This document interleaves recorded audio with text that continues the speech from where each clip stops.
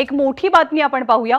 केंद्रीय गृहमंत्री अमित शहांच्या अडचणी आता वाढण्याची शक्यता आहे, कारण निवडणूक निकालापूर्वी अमित शहांनी स्टॉक मार्केट संदर्भात एक वक्तव्य केलं होतं आणि तेच वक्तव्य त्यांना अडचणीत आणू शकतं। इंडिया आघाडीचे खासदार आज सेबीकडे सकाळी 11 वाजता त्यांच्या वक्तव्यासंदर्भातली तक्रार करणार आहेत। तक्रार करायला जाण्यापूर्वी इंडिया आघाडीच्या खासदारांनी शरद पवारांचं निवासस्थान असलेल्या सिल्वर ओकवर त्यांची भेट घेतली आहे। निलेश बुधावले सध्या आपल्या सोबत आहेत। निलेश, काय भूमिका घेतली आहे सगळ्या खासदारांनी? ज्ञानदा, आपण पाहिलं असेल 4 जून पूर्वी ज्यावेळेस सट्टे बाजारामध्ये जी काही आकडेवारी समोर आली होती त्यावरून कुठेतरी इंडिया आघाडी एनडीए पुन्हा सरकार स्थापन करू शकेल की नाही याबाबत साशंकता निर्माण करण्यात आली होती।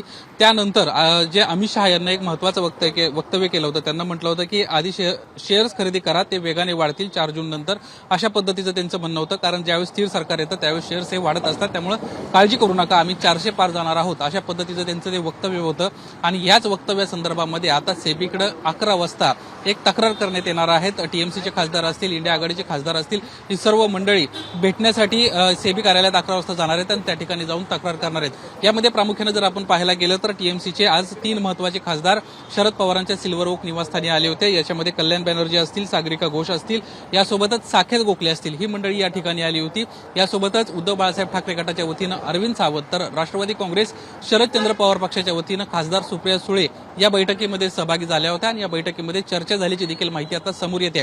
साधारणपणे 11 वाजता ही सर्व मंडळी जी आहेत ते सेबी कार्यालयात पोहोचतील आणि त्या ठिकाणी केंद्रीय गृहमंत्री अमित शहा यांच्या या वक्तव्यासंदर्भामध्ये तक्रार दाखल करणार आहेत। काही दिवसांपूर्वी राहुल गांधींनी देखील याच विषयाच्या अनुषंगानं पत्रकार परिषद घेतली होती आणि सत्ताधाऱ्यांना धारेवर धरण्याचा त्या ठिकाणी प्रयत्न केला होता। आज पुन्हा एकदा आता त्याचं पुढचं पाऊल म्हणून इंडिया आघाडीचे खासदार एकत्रित सेबीकडे जात आहेत आणि त्या ठिकाणी जाऊन तक्रार करताना आपल्याला पाहायला मिळत आहेत। निलेश, खासदारांना आणखी काही खासदारांची साथ मिळणार आहे की कसं आहे?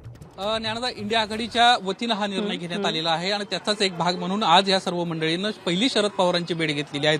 खरं तर काँग्रेसचं खासदार या ठिकाणी कुणीही सध्या पाहायला मिळालं नाही, मात्र हे इंडिया आघाडी म्हणून खरं तर राहुल गांधींनीच हा विषय प्रामुख्यानं देशामध्ये पोहोचवण्याचा प्रयत्न केला होता। त्यांनीच महत्त्वाची एक मोठी पत्रकार परिषद घेतली होती आणि त्यानंतर आता पुढचं पाऊल म्हणून इंडिया आघाडीचे इतर जे सदस्य आहेत ते पाऊल टाकताना आपल्याला पाहायला मिळत आहेत। तत्पूर्वी शरद पवारांची त्यांना भेट देखील घेतली।